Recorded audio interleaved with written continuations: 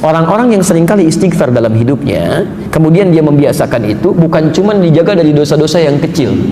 Mohon maaf ya, cinta Allah pun akan diturunkan pada orang ini. Begitu Anda istighfari, itu sebelum dimintakan Allah bisa kabulkan kalau benar kebiasaan istighfar. Siapa yang istighfar, aku akan ampuni dosanya. Rumus cepatnya, alhamdulillah, ketika Anda banyak istighfar, itu yang dua pertama akan diberikan tanpa Anda minta, seketika diberikan. Faqul astaghfiru rabbakum innahu kana ghaffar. Maka aku katakan pada kaumku, ya, supaya mereka beristighfar kepada Allah, sungguh Allah Maha Pengampun segala dosa. Perhatikan, umatnya Nabi Nuh saat itu diajak untuk mendekat kepada Allah, beribadah. Ngajaknya bukan sekali dua kali, Pak, 950 tahun. 950 tahun. Yang beriman cuma segelintir orang. Tapi yang bermasalah pada kolbunya itu luar biasa banyaknya. Bukan masalah fisik. Sehat-sehat zaman Nabi Nuh itu.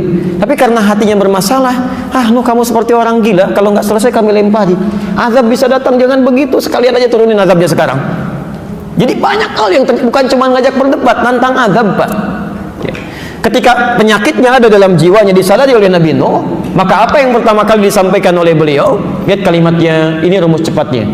Rumus cepatnya. Sekarang perhatikan sebentar ya, sebelum saya masukkan betul obatnya. Lihat ini. Tadi kalau penyakit jiwa, kolbu berdosa tidak? Dosa ya. Sekarang perhatikan. Perhatikan sebentar. Oh maaf, ini apa? Bukan, ini gelas, Pak ya. Isinya air. Sekarang lihat. Saya lagi, ini apa? Gelas ya. Terbuka atau tertutup?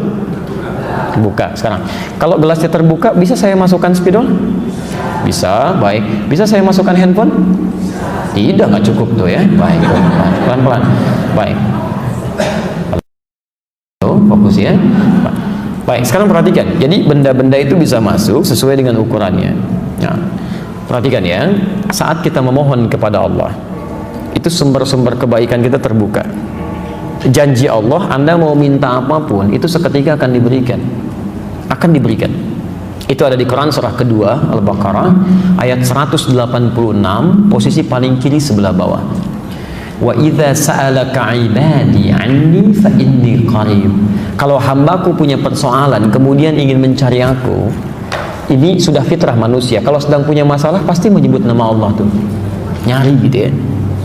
Fa inni qarib, Muhammad katakan pada orang mencari aku ini, yang bertanya kepadamu, aku dekat, gak usah dicari, memberi harapan.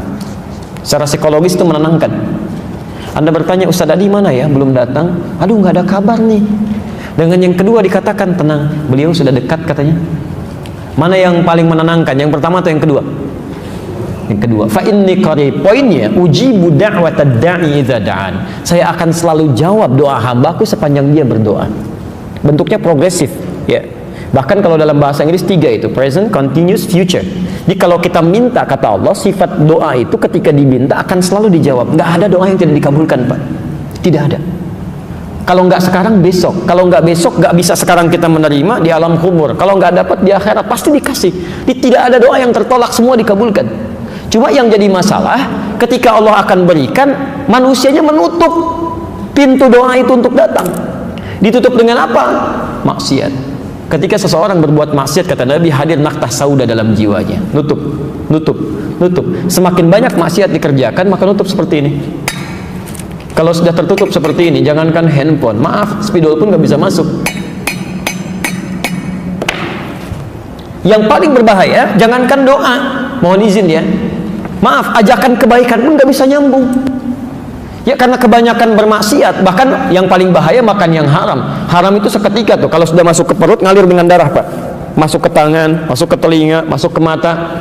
Kalau sudah masuk telinga, itu panggilan kebaikan gak bisa nyambung tuh. Susah. Allahu Akbar, gak tembus. Wa fi adhanihim waqra. Quran surah ke-6 ayat ke-25. Wa fi adhanihim waqra. Ada orang di telinganya tuh ada sumbatan, gak bisa dengar, Pak. Ya, bola tuh jauh kedengaran banget tuh. Direncanakan bahkan sebelumnya itu. Ada tuh, hafal, diketahui betul itu. Masya Allah. Tapi Isya lewat, gitu kan. Maghrib gak dikerjakan, adzan gak kedengaran. Yang paling mulia, saat seseorang tidak bisa mendengar kebaikan dengan telinganya, itu Allah saking sayangnya pada hamba ini, akan ditampakkan lewat matanya. Orang gak dengar adzan, gak mau dengar, tiba-tiba dihadirkan orang lewat. Masya Allah, dari mulai orang dewasa sampai anak kecil lewat, Pak, salat Pak, hari, Masya Allah, ya mangga silahkan duluan, silahkan, tuh kan, Om, salat Om, ya silahkan duluan, dia sendiri nggak salat, susah gitu kan, yang seperti ini, Masya Allah. Om, nggak tahu ke masjid Om? Enggak, kalau surga nggak tahu, masjid aja nggak tahu, apalagi surga. Masya Allah, ini orang seperti ini susah tuh, dilihatin di mata nggak bisa, dengar di telinga nggak bisa. Apa yang salah? Ini yang masuk tuh, ada penyakit dalam jiwanya. Ya, makanya turun ayat Quran surah kedua ayat ke-7 itu, posisi paling kanan sebelah atas. Khatamallahu ala qulubihim. Awas tadi, penyakit kolbu itu di mana adanya? Di kolbu. Nggak mungkin penyakit kolbu adanya di yang lain. Di kolbu. Jamak kolbu tadi apa? Qulub. Khatamallahu ala qulubihim wa ala sam'ihim wa ala absarihim ghishawah. Perhatikan, pertama yang bermasalah kolbunya. Kalau kolbu bermasalah, tembusnya kemana? Telinga nggak bisa dengar, mata nggak bisa lihat. Kalau sudah seperti ini, dia tidak membuka sekat ini yang paling bahaya. Walahum adzabun azim. Maka hidup orang ini akan tersiksa itu. Di dunia tersiksa, di akhirat tersiksa. Orang yang punya penyakit hati itu, Pak Ambu, hidupnya nggak akan tenang. Demi Allah saya katakan nggak akan tenang. Ya maaf ya, mau tidur aja nggak tenang. Ya tidur masih kepikiran nikmat orang lain.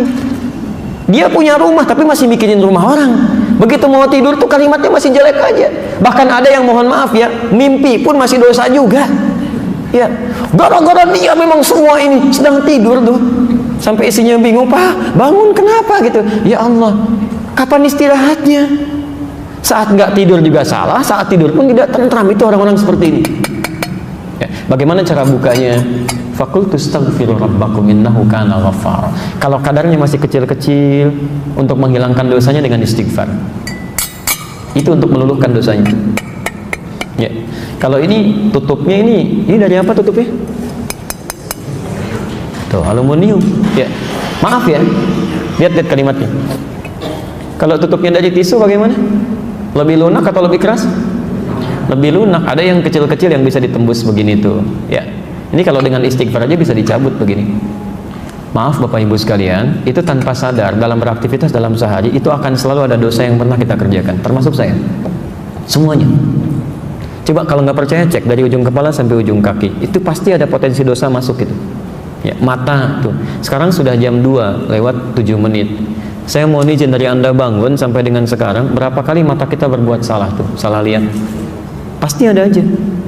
Telinga salah dengar, ya kan? Lisan salah bicara, pikiran salah berpikir. Sekarang pun mungkin ada begitu, nggak tanggung-tanggung ustadznya juga salah dipikirin gitu. Bisa kejadian gitu kan, macam-macam terjadi. Nah itu yang kecil-kecil, itu seketika hilangnya dengan istighfar. Coba cek, Nabi beristighfar nggak dalam hidupnya? Sebelum tidur istighfar nggak? Berapa kali? 70 sampai 100 kali sebelum tidur. Nabi Rasul dijaga dari kesalahan, dijamin surganya, tingkat surga tertinggi, masih istighfar dalam hidupnya. Anda bukan Nabi, bukan Rasul, surga sampai duhur ini belum jelas, hisab masih menegangkan, gak mau istighfar, aneh itu. Makanya orang-orang yang istighfar itu, ketika dia istighfar, maka sumber-sumber masalah yang kecil itu hilang, Pak. Makanya mohon izin ya, kalau ingin dijaga dari penyakit-penyakit hati, salah satu caranya kata Quran, biasakan istighfar. Astagfirullah. Jangan dibiarkan ada. Jadi begitu ada misalnya setan datang, tuh dia tuh sombong, jalan aja nggak nyapa kamu. Begitu muncul itu langsung astagfirullahaladzim. Itu nggak benar. Astagfirullah. Itu seketika akan hilang. Dan potensi dosa akan keluar. Ya. Kalau sudah seperti ini, masya Allah. Orang-orang yang seringkali istighfar dalam hidupnya, kemudian dia membiasakan itu, bukan cuma dijaga dari dosa-dosa yang kecil. Mohon maaf ya, cinta Allah pun akan diturunkan pada orang ini. Cinta Allah akan diberikan. Allah itu sangat mencintai orang yang membiasakan istighfar dalam hidupnya. Quran surah ketiga ayat 31, posisi paling kiri sebelah atas. Quran surah ketiga ayat 31. Saya mau kasih rahasia siang ini. Maaf, ibu mau, bapak? Saya mau kasih rahasia, boleh? Baik, kita keluarkan dari Quran. Lihat ayat Qurannya. Quran surah 3 ayat 31, posisi paling kiri sebelah atas, ya, agak ke tengah sedikit. Qul in kuntum tuhibbunallaha fattabi'uni. Katakan Muhammad, jika kalian serius mencintai Allah, buktikan cinta itu dengan mengikuti aku, ikuti Nabi. Coba kita biasakan. Bangun tidur, ya maaf ya, non muslim juga bisa bangun tidur. Sama orang beriman juga bangun dari tidurnya. Masya Allah. Bahkan ya membuat kan hal-hal yang bisa mereka kerjakan. Ada yang bangun tidurnya, ada yang langsung cuci tangan, ada yang langsung duduk, ada yang langsung mandi. Anak-anak kecil bahkan mengatakan bangun tidur terus. Bukan, Nabi nggak begitu. Jadi kalau Anda ingin dicintai Allah, ikuti Nabi. Bagaimana Nabi bangun dari tidurnya? Ternyata ada sunnahnya. Ya, ada duduk dulu, ada mengusap sebagian dari bekas ngantuk, ada baca doa dulu. Nggak ada bangun tidur langsung mandi. Ada tahapan dia. Makan juga begitu. Mau minum pakai tangan apa? Kanan. Kalau cuman kanan, yang lain juga bisa dengan kanan. Masya Allah. Kemudian setelah itu minum dengan mengucapkan apa? Bismillah. Masya Allah. Setelah itu minumnya sambil berdiri atau sambil duduk? Duduk. Masya Allah. Turunannya kan ada semua tuh. Ketika Anda bisa ikuti itu, maka lihat kalimatnya. Fattabi'uni yuhibbukumullah. Ini yang mau saya turunkan rahasianya. Bismillah. Kalau Anda serius cinta Allah, persamaannya ikuti Nabi SAW. Sekarang perhatikan, ini rahasia besarnya ayat ini. Kita turunkan persamaannya. Orang yang bisa mengikuti tuntunan Nabi dalam kehidupannya, maaf, bukan cuma sholatnya ikut Nabi ya, tapi lisannya pun ikut Nabi, pandangannya ikut Nabi, gitu kan? Kebiasaannya ikut Nabi. Maka yuhibbukumullah, cinta Allah akan diturunkan. Ya. Yuhibbukumullah, Allah akan cintai kalian. Yang menarik, kemudian diberikan persamaan oleh Quran. Perhatikan persamaannya. Wa yaghfir lakum dzunubakum. Kalau Allah sudah mencintai seorang hamba, ternyata bukan dunia yang pertama diberikan. Jadi kalau bapak ataupun ibu mendapatkan kemuliaan dunia, jangan dulu bangga. Belum tentu Allah cinta dengan itu. Jelas ya? Nah, apa yang Allah berikan? Wa yaghfir lakum dzunubakum. Allah akan ampuni dosa hambanya. Ampunan dosa. Jadi orang-orang yang dicintai Allah itu, seketika yang Allah berikan pada orang ini, Allah ampuni dosanya. Gugur, dihabiskan semua. Gugur, selesai. Yang paling menarik, sekarang perhatikan persamaannya. Cinta Allah bersanding dengan ampunan dosa. Kalau kita buat persamaan terbalik seperti ini, berarti orang-orang yang sering meminta ampunan dosa dari Allah itu berpotensi lebih cepat mendapatkan cinta Allah Subhanahu wa taala. Perhatikan persamaannya. Orang yang dicintai Allah maka akan diampuni dosanya. Persamaan terbaliknya, orang yang sering meminta ampunan dosa, bukankah akan cepat mendatangkan cinta Allah? Halo? Ya kan? Jadi orang yang sering minta ampunan dosa itu akan cepat mendatangkan cinta Allah. Persamaan terbaliknya. Di orang-orang yang sering istighfar, cara meminta ampunan dosa, kunci pembukanya ini istighfar. Di orang yang sering istighfar, astagfirullah, astagfirullah, astagfirullah, masya Allah, itu matanya akan dijaga oleh Allah. Begitu melihat yang tidak baik menurut Allah, dia akan palingkan. Astagfirullah, astagfirullah. Tangannya juga begitu, kakinya juga begitu. Dan hebatnya, ini yang paling mulia. Orang-orang yang sudah mendapatkan cinta Allah, ahli istighfar ini, ahli istighfar, kalau sudah mendapatkan cinta Allah Subhanahu wa taala, maka masya Allah, kemuliaannya tanpa meminta pun doanya segera dikabulkan. Orang yang biasa istighfar itu diantara kemuliaannya, Allah akan cepat mengabulkan kebutuhannya tanpa dia harus memintanya. Butuh sesuatu, datang. Butuh sesuatu, datang. Padahal orang ini belum tentu minta. Ini pernah dipraktekkan oleh seorang tukang roti di zaman Imam Ahmad bin Hanbal. Pak, beliau pahami betul konsep ini. Ya. Kata Ibnul Qayyim Al-Jauziyah, beliau punya rumus, ya, masa setelah Imam Ahmad sampai disebutkan rumusnya. Kalau Anda punya permohonan yang cukup banyak tapi waktunya singkat, kata beliau, cukup perbanyak istighfar. Begitu Anda istighfari, itu sebelum dimintakan Allah bisa kabulkan kalau benar kebiasaan istighfar. Ya. Imam Ahmad itu pernah lewat, kemudian beliau datang ke masjid. Di Mesir masuk masjid. Ya. Begitu masuk ke masjid, tiba-tiba petugas masjidnya langsung mengusir beliau. Ukhruj, katanya, keluar. Itu imam besar, Pak. Dikenal dia seantara jagat ya, cuma saking tawadhunya, pakaiannya biasa-biasa. Seperti Syekh Yasin Al-Padangi, Bu. Ya, ibu atau bapak yang dari Padang itu ada ulama besar tuh. Ya, saya sampai hari ini masih kagum, saya terus pelajari. Sampai tadi saya nunggu di mobil tuh saya masih pelajari beliau itu. Ya, bagaimana santunnya, tawadhu'nya, pakaian macam-macamnya, itu ahli sanad Pak, sedunia itu. Sedunia, semuka bumi ahli sanad itu. Ya, itu luar biasa, Masya Allah. Pakaian tampilan sederhana macam-macam. Jadi kalau Anda ke Mekah itu belum kenal pertama kali, mungkin nggak akan kenal kalau itu ulama besar tuh. Kadang-kadang orang tawaf beliau bawain air, zam-zam, setelah selesai dikasihin, duduk pakai sarung begini, pakai kaos, tapi muridnya ada yang dari Mesir, ada yang dari Mekah, ada yang dari macam-macam, itu luar biasa. Ya. Nah, yang paling menarik, Imam Ahmad itu sederhana luar biasa. Ini nggak tahu, ukhruj katanya, keluar. Imam Ahmad karena paham fikih, kata beliau, ana astarih qalilan, saya istirahat sebentar. La, barrah. Barrah itu sudah mulai kasar. Barrah. Kata Imam Ahmad, astari, da'ni astari. Enggak apa-apa, tolong perkenankan saya istirahat sebentar, saya capek katanya. Rawah enta, rawah. Ya. Rawah itu sudah lebih kasar lagi dari kata roh. Maksudnya, tolong keluar dari sini sekalian dengan roh-rohnya. Rohnya pun jangan ada di sini, keluar. Itu kalau Anda ke Mekah misalnya kan, atau ke tempat di Arab, ada orang mengatakan rawah anta rawah, itu tandanya lagi marah Pak, jangan senyum. Rawah itu musir ya, musir itu, suruh pergi. Kalau bisa rohnya pun jangan di situ, pergi kata orang ini.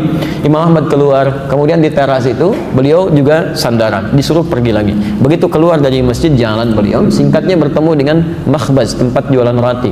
Ya, syar'i rati, menjual dengan syar'i, ya. Baik, dia setiap datang orang lewat melihat, Masya Allah, kalimatnya bagus sekali. Imam Ahmad lewat dipanggil, Syekh istirahat mana? Syekh, tolong istirahat di sini dulu, kelihatannya capek kan ya. Begitu bikin, perhatikan beda antara syar'i roti dengan syar'i roti. Yang ini setiap diaduk begini, astagfirullah, dibikin begini, astagfirullah, ini astagfirullah, selalu istighfar. Kata Imam Ahmad, ya Syekh, ma faidat istighfarika? Apa faidahnya istighfar kamu itu? Imam Ahmad tahu, cuma ingin menguji ini. Apa manfaatnya katanya? Perhatikan, wallahi demi Allah katanya, tidak pernah saya membiasakan istighfar ini kecuali Allah selalu mengabulkan doa-doa saya. Selalu mengabulkan doa-doa saya. Cuman wallahi cuman satu aja yang belum terkabul sampai hari ini. Ya, mudah-mudahan Allah sebelum mengabulkannya sebelum saya wafat, atau dia yang kembali pulang duluan. Apa itu kata Imam Ahmad? Wallahi saya bermohon kepada Allah supaya bisa dipertemukan dengan Imam Ahmad bin Hanbal sebelum saya meninggal, atau beliau yang meninggal duluan. Kata Imam Ahmad, Allahu Akbar, rupanya saya diperjalankan ke Mesir ini, masuk ke rumah Allah sampai diminta keluar sampai ke sini gara-gara istighfar kamu ini katanya. Jadi bisa digerakkan gitu. Itu istighfar Pak, itu kemuliaannya luar biasa. Tapi tolong jangan lakukan itu kepada saya gitu. Anda bisa istighfar, Masya Allah. Makanya ahli surga itu, ahli surga yang biasa istighfar, surganya istimewa, bukan surga biasa. Itu ada di Quran surah ke-51 ayat 18. Lain Pak, bonusnya itu lain. Ya. Dia ditempatkan di taman surga. Ya. Taman surga itu kemuliaannya beda dengan surga biasa. Kalau Anda insya Allah masuk surga, kalau di surga biasa itu yang melayani pelayan surga, namanya wildanun mukhalladun. Ya, kalau laki-laki dilayani oleh bidadari surga, kalau perempuan oleh pangeran-pangeran surga, cantik dan gantengnya tak terlukiskan. Kata Nabi, nggak usah dibayangkan, mala ainun ra'at wala udhunun sami'at wala khatara 'ala qalbi bashar. Nggak pernah kelihatan oleh pandangan kita, nggak pernah terdengar oleh telinga, bahkan difikirkan pun nggak akan seperti itu. Itu masih kelas biasa. Tapi taman surga yang ngasih langsung semua Allah, tanpa perantara, kun fayakun ada, dan nggak perlu dibayangkan. Dan penghuni surga seperti ini, itu sebelum masuk ke surga pun sudah diperkenankan melihat Allah tanpa hijab. Ada di Quran surah 75 ayat 22 sampai 23, posisi paling kiri sebelah atas. Wujuhu yawma idzin nadhirah. Ada orang-orang yang Masya Allah, saat dia dihisab itu wajahnya berbinar gembira. Ya, padahal belum masuk surga. Ya, ila rabbiha nadhirah, karena bisa melihat Allah tanpa hijab langsung seketika. Ya, nggak usah dibayangkan, nggak boleh. Tapi ada seketika. Masya Allah, apa yang terjadi? Quran surah 51 dari ayat 15-nya. Nanti ketemu di ayat 18. Innal muttaqina fi jannatin wa uyun. Sungguh ada sementara orang-orang takwa itu tempat tinggalnya di taman surga. Taman surga, Masya Allah. Kalau di Firdaus ya taman surga Firdaus ya. Indahnya luar biasa. Ada karakteristik yang bisa anda bumikan tuh nilainya dalam kehidupan orang di bumi. Akhidhina ma atahum rabbuhum. Ini syahidnya. Orang-orang ini itu akan langsung mengambil apapun di nikmat surganya, diberikan langsung oleh Allah. Gak ada perantara. Akhidina ma atahum rabbuhum. Apa amalannya? Ini yang harus Anda turunkan ke muka bumi. Innahum kanu qabla dzalika muhsinin. Saat di muka bumi, saat di dunia, itu orang-orang ini muhsin, berbuat ihsan. Ya, kalau Anda ingin jadi penghuni di sini, turunkan karakteristiknya, kemudian tuangkan dalam kehidupan di bumi, Anda kerjakan itu. Apa amalannya? Kanu qalila minal laili ma yahja'un. Amalan pertama, dia terbiasa sedikit tidurnya. Itu bahasa Quran. Sedikit tidurnya. Di malam dia hidupkan dengan ibadah. Dia paham, ya, kalau malam itu lebih enak ibadahnya, akan lebih khusyuk. Quran surah 73 ayat yang ke-6, inna nasyi'atal laili hiya asyaddu wat'an wa aqwamu qila. Bangun malam itu akan enak menyentuh pada jiwa, lebih khusyuk. Ya. Makanya maaf ya, setan malam dengan setan siang itu beda apa? Lain. Shift-shiftan dia. Setan siang tuh biasa, nggak usah terlalu banyak tenaganya, tiup dikit udah pada nggak sholat tuh. Ya. Setan malam tuh tidak, dia paham, gangguannya tuh minim, nggak ada kebisingan, TV berhenti semua, nggak ada siaran macam-macam. Jadi ketika orang ini ibadah, konsentrasi khusyuknya akan lebih tinggi dibandingkan dengan siang. Maka dari itu banyak terjadi keanehan. Kalau ibu nggak percaya silahkan. Siang bu ya, masya Allah, ya jangankan bangun, mau tidur aja susah. Tapi kalau malam, masya Allah, begitu Anda bangun di pertengahan jam setengah 2, jam 2 tuh ya, padahal alarm sudah disusun 3 kali tuh. Alarm pertama mematikan alarm kedua, alarm kedua matikan alarm ketiga, alarm ketiga baru siap-siap. Kata Nabi itu setan membuat berat kepala tuh, susah. Dan terjadi sesuatu yang tidak Anda bayangkan sebelumnya. Itu kan tiap hari bolak-balik tuh, kamar mandi, meja makan, dapur, biasa aja siang, kok malam-malam jadi berubah. Awas lo ya. Kemarin sih enggak, tapi malam ini di meja makan tuh putih, rambutnya itu panjang, dan nungguin kamu di situ. Jadi nggak jadi. Itu terjadi situasi itu. Ada kenikmatan gitu kan? Ya. Karena itu, karena ada perbedaan-perbedaan semacam ini, tidak mudah untuk bangun. Tapi orang ahli surga tidak. Amalan-amalan seperti ini itu lain. Perhatikan, ahli taman surga itu qalilan minal laili ma yahja'un. Dia atur tuh tidurnya lebih cepat. Ba'da isya dia nggak ada keperluan, langsung istirahat. Sedikit tidurnya, malam dia hidupkan salat. Masya Allah. Ayo, itu bahasa Quran, sedikit tidur. Kalau Anda tambahkan bermasalah. Di rumus fikih itu Anda tambah jadi berkurang. Sedikit tidur, taman surga. Sedikit-sedikit tidur, maaf, di tamannya aja enggak. Silahkan cek. Jadi dalam agama itu kalau sudah pas gak usah ditambah-tambah. Subuh 2 rakaat. Ah, saya pengen yang paling sempurna, ikuti sunnah Nabi. Saya merasa banyak kurang sholatnya, besok saya 3 rakaat. Salah. Jadi kalau sudah ada pas, gak usah ditambah, gak usah dikurangi. Menambah sesuatu itu mengurangi kemuliaannya. Selesai. Ya. Yang paling menarik, habis tahajud. Kalau Anda cuma tahajud aja, belum bisa masuk taman surga. Amalan selanjutnya ayat ke-18-nya. Wabil ashari hum yastaghfirun. Ini poinnya. Jadi dia tahajud di sepertiga malam, menjelang subuh, belum subuh Pak. Ashar itu waktu menjelang subuh singkat. Ya, paling 15 menit lah, 10-15 menit sebelum subuh. Dia duduk istighfar. Istighfar. Bahkan ada hadis qudsi di situ. Hadis qudsi. Diriwayatkan orang pertama yang menerima dari Nabi 31 orang sahabat senior. Hampir semua meriwayatkan. Ya, Abu Bakar As-Siddiq radhiyallahu taala anhu, Umar bin Khattab, Utsman bin Affan, Ali bin Abi Thalib, sampai Sayyidah Aisyah radhiyallahu taala anha. Itu menerima semua dari Nabi. Yanzilu Rabbuna tabaraka wa ta'ala, Allah subhanahu wa ta'ala akan membentangkan rahmatnya ya fi thuluthil akhir minal lail, di setiap sepertiga malam yang terakhir. Kemudian menyampaikan, faqala, Allah menyampaikan pada hambanya, ya ibadi, hai hambaku, siapa yang meminta kepadaku aku akan kabulkan, siapa yang memohon aku akan berikan, dan man istaghfara li ghafartu lahu, siapa yang istighfar aku akan ampuni dosanya. Rumus cepatnya, alhamdulillah, ketika Anda banyak istighfar, itu yang 2 pertama akan diberikan tanpa Anda minta, seketika diberikan. Makanya ahli taman surga itu, masya Allah, begitu selesai tahajud dia nunggu fajar, astagfirullah, astagfirullah, astagfirullah, ingat-ingat dosanya itu. Kalau nggak percaya silahkan Pak ya, nanti malam Anda tahajud, setelah itu menjelang subuh misalnya, Anda biasakan istighfar, terus dengan hati yang bersih, yang enak, itu selain dosa keluar, itu tidak menutup kemungkinan air mata bisa ngalir. Tapi sambil diingat, apa dosa-dosa yang Anda lakukan? Mungkin pernah berkata kasar pada orang tua, pernah membuat pasangan hidup kecewa, sombong terhadap orang-orang sekitaran. Ingat-ingat itu. Itu demi Allah saya katakan, nikmatnya luar biasa. Ini. Dan dosa gugur. Dosa gugur. Ya, jelas di sini?